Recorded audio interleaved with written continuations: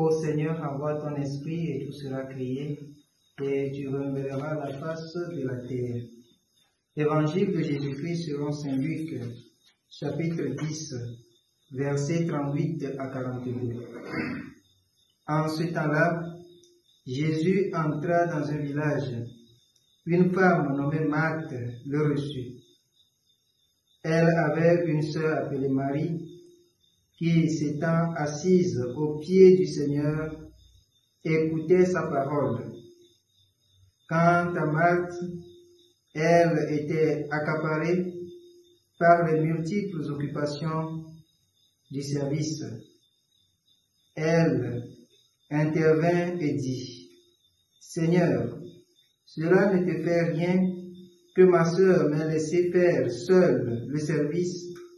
Dis-lui donc de m'aider. » Le Seigneur lui répondit, « Marthe, Marthe, tu te donnes du souci et tu t'agites pour bien des choses. Une seule est nécessaire. Marie a choisi la meilleure part. Elle ne lui sera pas enlevée. » Acclamons la parole de Dieu. Louange à toi, Seigneur Jésus. Bien-aimés de Dieu, aujourd'hui, 8 octobre, de la 26e semaine du temps ordinaire, les textes que l'Église nous propose de méditer en ce jour nous rappellent que Dieu qui nous conduit chaque jour, lui qui connaît nos cœurs, connaît aussi nos agitations devant les réalités terrestres.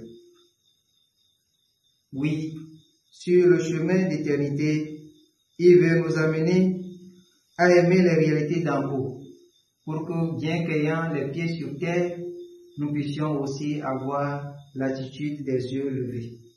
Tel est le message de l'évangile du jour qui met devant nous les figures de Marthe et de Marie.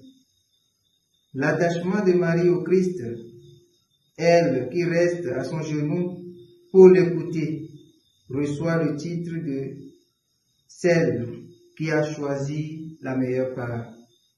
Mais en fait, toute la vie de l'homme est écartelée entre l'expression ou bien l'amour pour les choses terrestres et au détriment des choses d'en haut. Ce que Dieu veut de nous aujourd'hui, c'est de savoir reconnaître et de choisir ce qui est éternel pour nous. La question la plus importante, qu'est-ce qui est le plus important pour nous aujourd'hui? Qu'est-ce qui est le plus important pour moi, pour ma vie?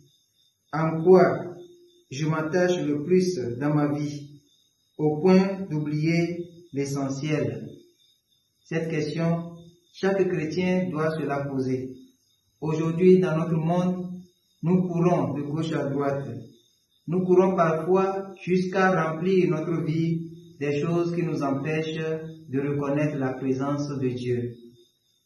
Nous sommes dans un monde où le matérialisme, les choses qui nous donnent la joie, uniquement que la joie éphémère, nous occupent tellement du temps au point d'accorder ne serait-ce que quelques minutes à Dieu dans notre vie.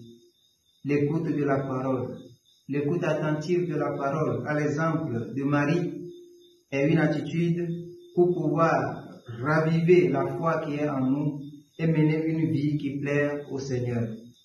Demandons au Seigneur la grâce d'une attitude des yeux levés, pour que, bien qu'en courant pour les choses de la terre, que nous accordions la meilleure part au Seigneur dans notre vie.